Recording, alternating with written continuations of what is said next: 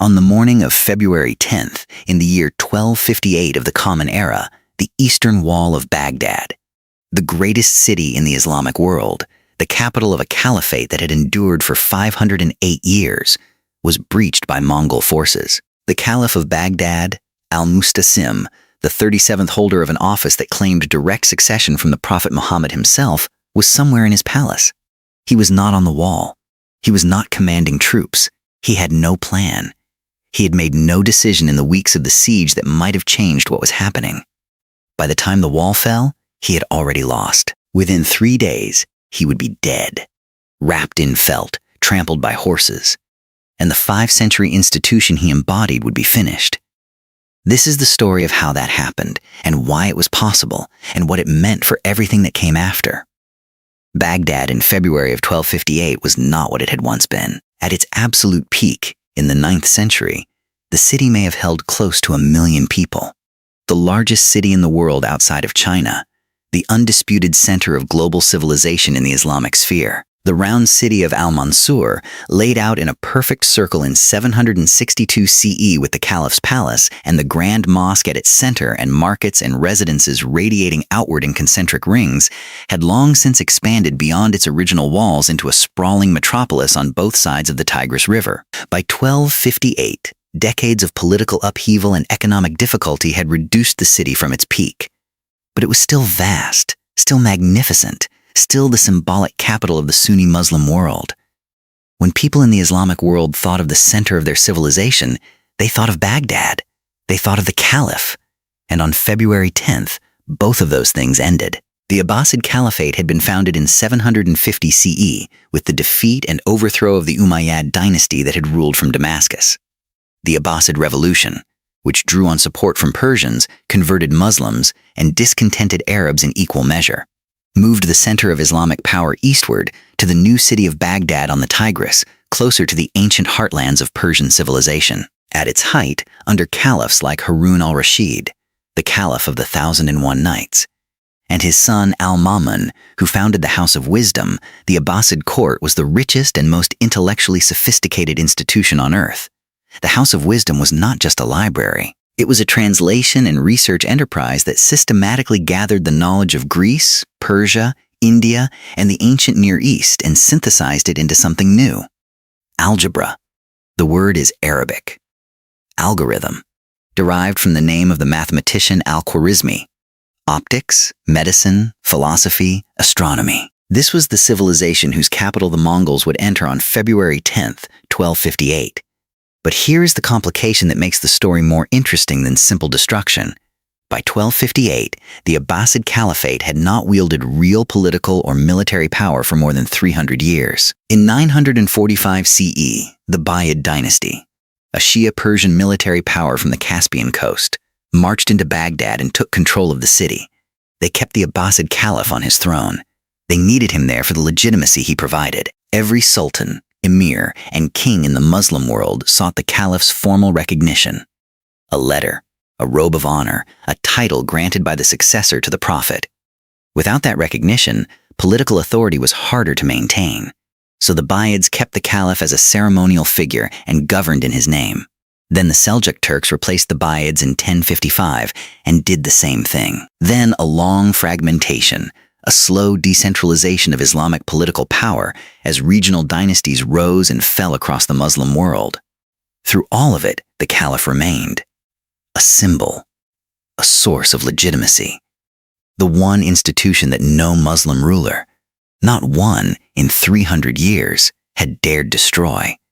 The Mongols were not Muslim rulers. The man on the throne when the Mongols arrived was al-Musta'sim, the 37th caliph of the Abbasid line, who had held the position since 1242.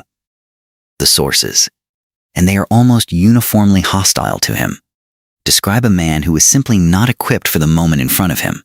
He preferred his private gardens and his collection of birds. He enjoyed the company of poets and entertainers. He was, by multiple accounts, easily flattered and not much interested in the grinding work of governance.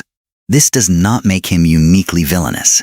Many rulers across history have been unsuited to their roles, and the Abbasid Caliphate had developed centuries of institutional infrastructure precisely so that the personal qualities of the caliph mattered less. The problem in 1258 was that the moment required personal qualities, decisive judgment under extreme pressure, and al-Musta'sim did not have them.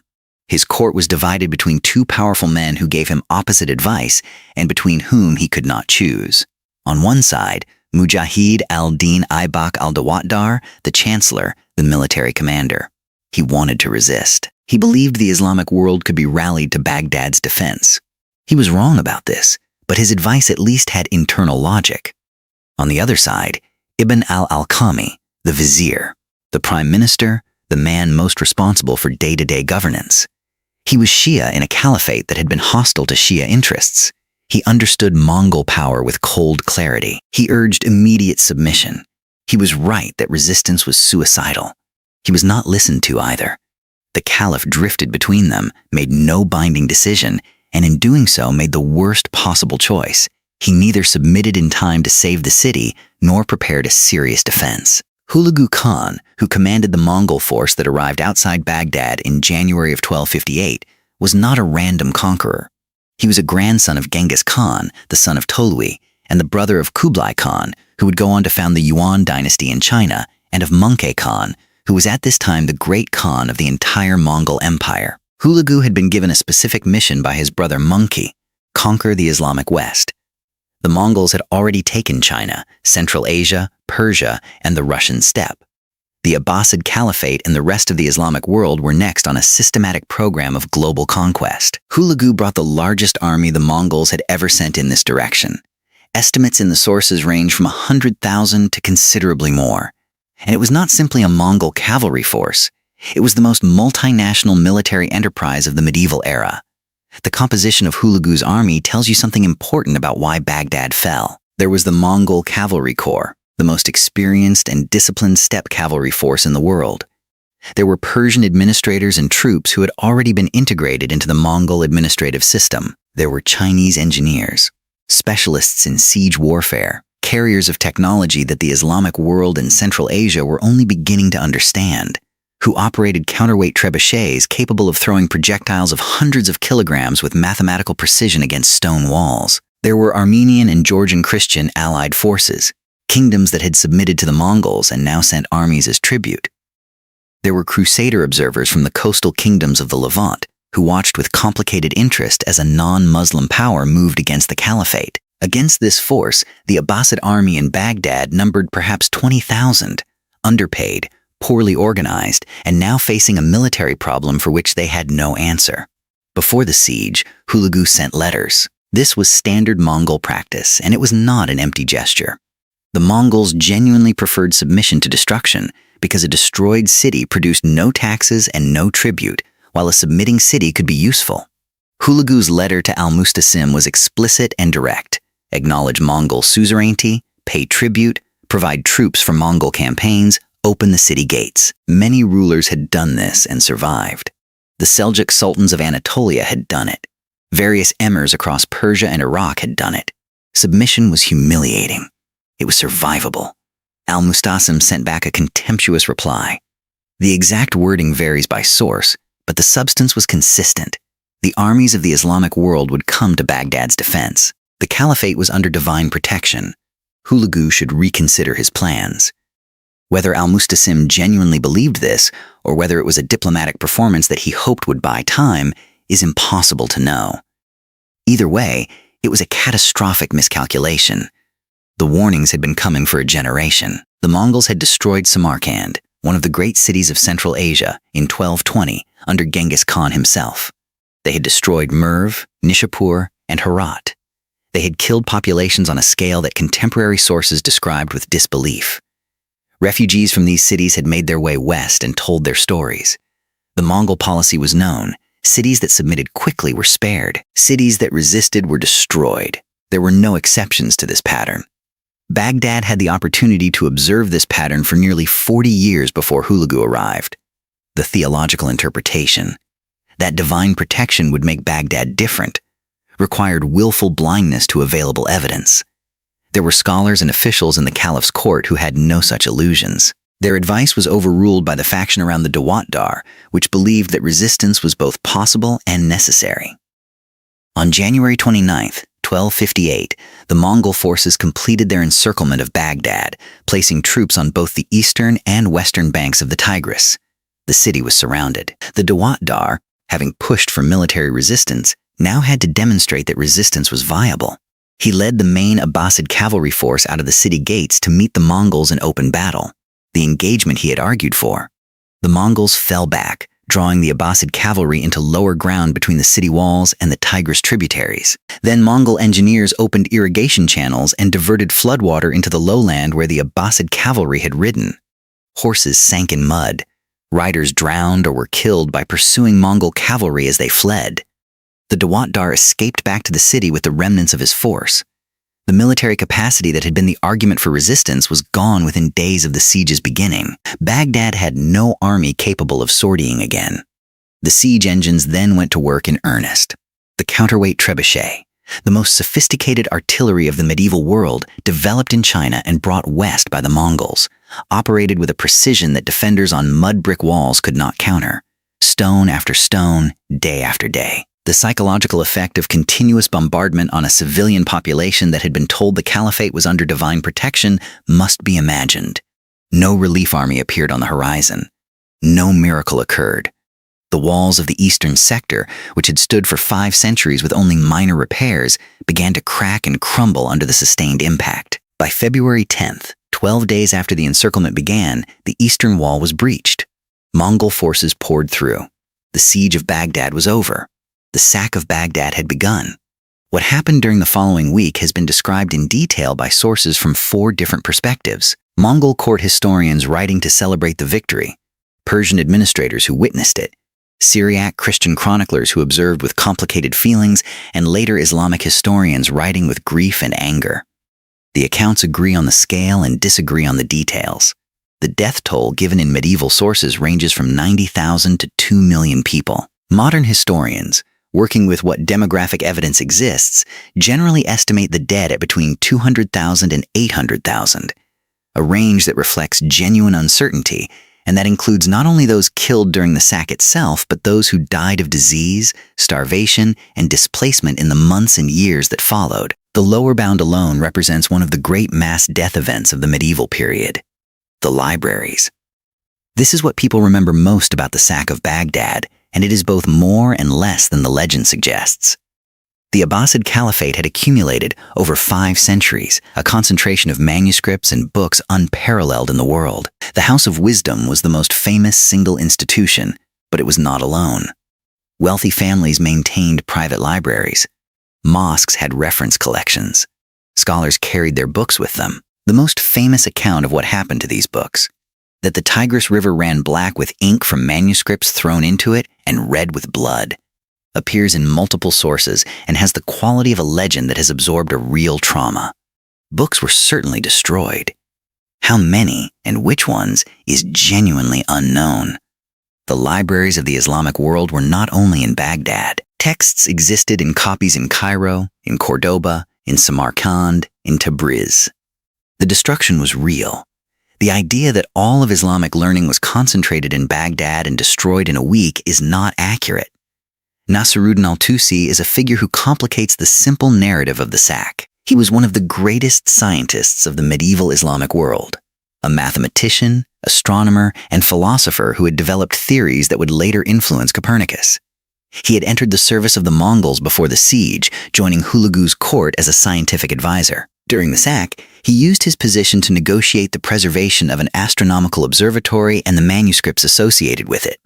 He would go on to found the Maraga Observatory in northwestern Iran, which became one of the most important centers of astronomical research of the following century. The man who saved what he could from Baghdad's destruction then built some of the most important scientific infrastructure of the medieval era under Mongol patronage. The story of 1258 is not only a story of loss. The caliph's surrender was anticlimactic in a way that made it worse. After the wall fell and the Mongols entered the city, al-Musta'sim remained in his palace for several days. Eventually, he emerged and presented himself to Hulagu's representatives. He was brought to Hulagu. The most famous account of their encounter, found in multiple sources with variations, involves Hulagu leading al-Musta'sim to his palace treasury, showing him the accumulated gold and jewels of 5 centuries of caliphal rule and asking, "Why did you not use this to pay soldiers? Why did you send it as gifts to your allies instead of using it to defend your city?" The caliph had no answer. Hulagu is said to have ordered the treasury filled with food and placed the caliph inside it, saying, "Eat your gold, since you valued it more than the people who could have defended you." Whether this scene happened exactly as described is uncertain. What is not uncertain is the outcome. On February 13th, 1258, 3 days after the wall fell, al-Musta'sim was executed. The method was chosen with deliberate care. He was wrapped in felt, in some accounts rolled in a carpet, and then killed by being trampled under the hooves of horses, or in other accounts by being rolled and beaten until dead. The felt or carpet was there to ensure that no royal blood touched the ground. This was not simply cruelty. Mongol tradition held that the soul of a person resided in their blood, and that noble blood, the blood of rulers and princes, must not be spilled on the earth. This method of execution had been used by the Mongols themselves for their own condemned royalty. In submitting al-Musta'sim to this death, Hulagu was in a paradoxical way acknowledging his status as a ruler, giving him a death considered appropriate for nobility in Mongol practice, while simultaneously ending, without ambiguity, the 5-century institution he had embodied. The caliph died as caliphs are supposed to die, without his blood on the ground, and the caliphate died with him. The news traveled fast, as news of catastrophes does. From Baghdad, it spread in every direction, to Egypt, to Syria, to Anatolia, to Persia, to Andalusia, to every corner of the Muslim world. The reaction, as described by contemporaries, was unlike anything in living memory. Islamic civilization had faced enormous challenges before: the Crusades, internal political fragmentation, the rise and fall of dynasties. But the caliphate had always been there. It had been powerless for 3 centuries, yes, but it existed. It was the symbolic continuity of a tradition stretching back to the Prophet himself. The theological question that followed was devastating. Why had God permitted this? What had the Muslim community done to deserve this punishment? Was it a test? Was it a punishment for sin? Was it a consequence of the fragmentation and moral failure of the community? Islamic scholars and theologians would spend generations, literally, working through these questions. The answers they produced were some of the most profound thinking in the intellectual history of Islam. The accusation against Ibn al-Alqami emerged in the years after the sack and hardened over time into a powerful narrative. He had been right about everything. He had said no relief would come. He had said resistance was suicidal. He had urged submission and been ignored. He had survived the sack, serving briefly as an administrator under the Mongol occupation of Baghdad, as he had served as an administrator under the caliphate. He died within months, by most accounts devastated by what the destruction had actually looked like. None of this stopped the accusation. Sunni chroniclers, looking for an explanation that was more satisfying than structural Abbasid weakness, accused him of having secretly invited the Mongols, of having reduced the Baghdad garrison deliberately, of having betrayed his caliph for sectarian reasons. He was Shia, and the Sunni sources said he had allowed the caliphate to fall out of Shia resentment. Modern historians are skeptical of this narrative. The Mongols had a program of conquest that required no invitation, but the accusation served an explanatory function. It was easier to attribute the catastrophe to treachery than to the slow institutional decay of 3 centuries. The Mongol advance after Baghdad was swift and initially unstoppable. Hulagu's forces moved west into Syria. Aleppo fell in January of 1260. Damascus surrendered in March. The ancient cities of the Fertile Crescent were collapsing. Christian observers across the region, the Armenian kingdom, the Georgian kingdom, the remnant crusader states along the Palestinian coast, watched with something close to hope. Hulagu's principal wife, Doku's Khatun, was a Nestorian Christian. Kit Buka, one of Hulagu's senior generals, was a Nestorian Christian. The Mongol force advancing through the Islamic heartland included Armenian and Georgian Christian armies marching as allies. For a moment, in the spring of 1260, it seemed genuinely possible that the Islamic world's military capacity had been broken, that the Crusades might after all succeed through a Mongol alliance that no one had expected. Then the great Khan Möngke died in China in August 1259, and everything shifted. The Mongol succession required Hulagu's presence. He withdrew the bulk of his army eastward to participate in the succession crisis, leaving a reduced force in Syria under his general Kit Buka. The force Kitbuka commanded was a fraction of what had taken Baghdad. The Mamluk Sultanate of Egypt had been watching the Mongol advance with cold analytical attention. The Mamluks were themselves a remarkable institution, a military state ruled by a caste of soldiers who had originally been enslaved, primarily Turkic and Circassian by origin, who had been purchased as boys, trained as elite cavalry, and had eventually seized power in Egypt. They understood military operations at a granular level that rulers trained in court politics often did not. They correctly assessed that Kitbuka's reduced force was beatable with the right tactics on the right ground, and they moved to meet him at Ain Jalut, the Spring of Goliath, in the Jezreel Valley of Palestine. On September 3, 1260, the Mamluk army under Sultan Qutuz and his general Baybars met Kitbuka's Mongol force.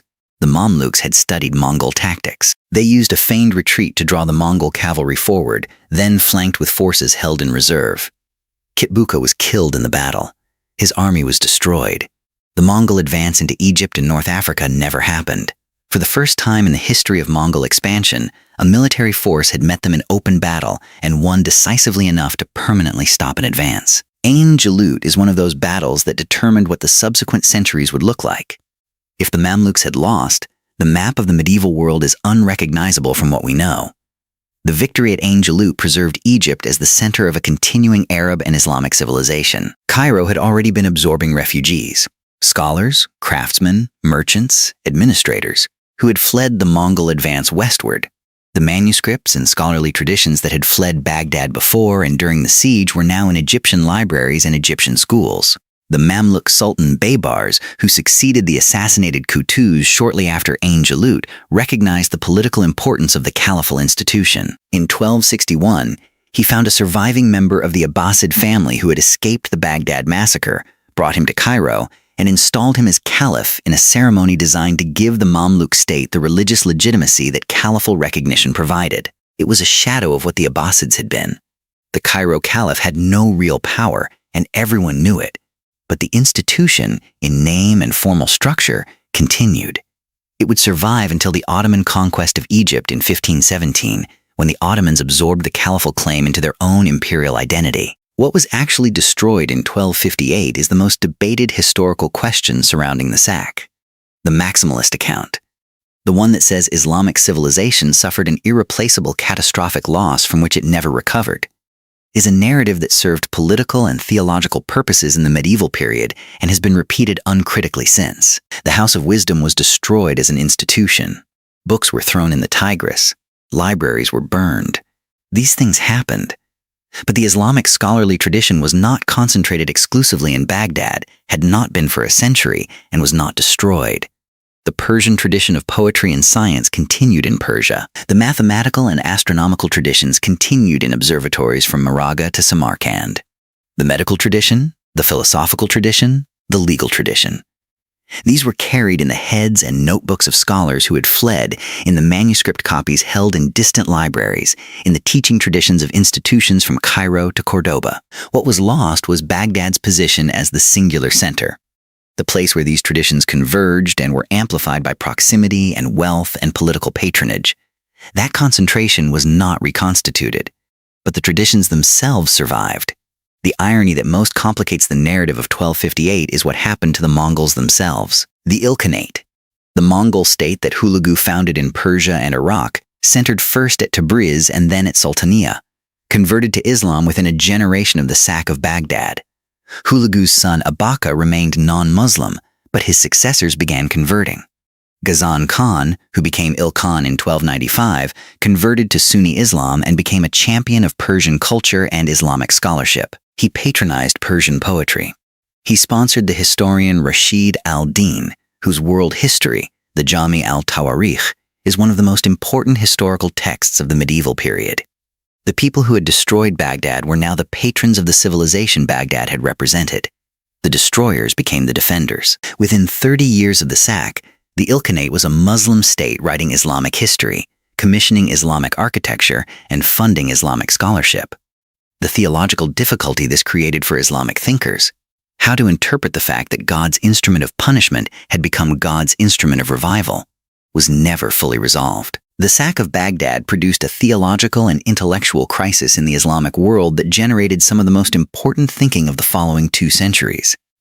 The question was not simply why God had allowed it. The question was what it meant about the nature of civilization, about why civilizations rise and fall, about the relationship between political power and moral authority, about what sustains a community across time. The greatest answer to this question was produced by Ibn Khaldun, a North African scholar writing in the late 14th century, more than 100 years after the sack. His theory of asabiyyah, social cohesion, group feeling, the solidarity that allows a group to act collectively, argued that civilizations are built by communities with strong social cohesion, that wealth and luxury erode that cohesion over time, and that new groups with stronger cohesion eventually replace the old ones.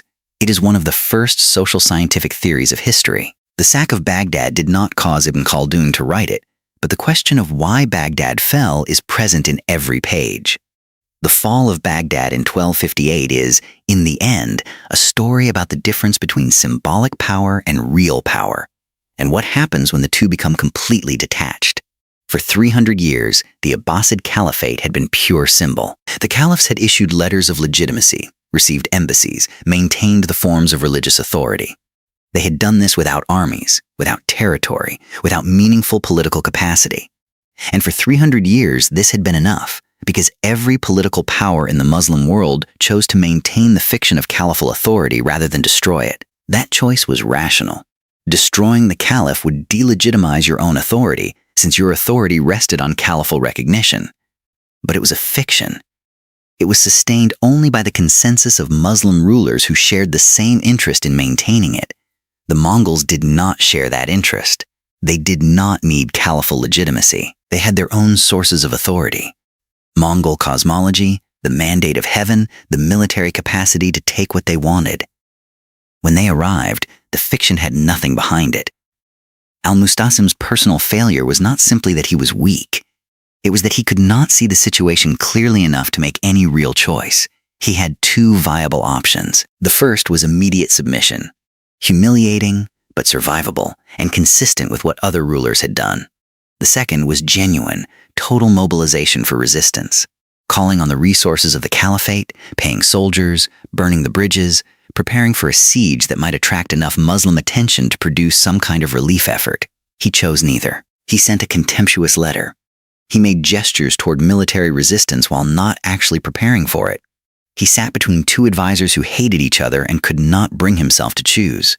By the time the siege began, neither option remained. Submission was no longer on offer. Hulagu was past that point, and the military capacity for real resistance had been squandered by years of neglect. The caliph was left with nothing except the walls, and the walls fell. Al-Dahabi, writing 2 generations after the sack, in the early 14th century, produced what may be the most quoted single sentence about the event. In this year occurred a disaster the like of which had never been seen since God created the heavens and the earth. He was a careful historian. He did not use this language carelessly. He was not saying that nothing terrible had ever happened. He knew the history of the Islamic world, the earlier Mongol destructions, the Crusades, the famines and plagues. He was saying that nothing of this specific kind, the destruction of the institution that was supposed to be permanent, the killing of the person who was supposed to be inviolable, had happened before. The caliphate was not supposed to end. Every political structure in the Islamic world rested, at some level, on the assumption of its continuity. When it ended, on February 10th, 1258, it took that assumption with it, and the Islamic world has been working through the consequences, theological, political, intellectual, ever since.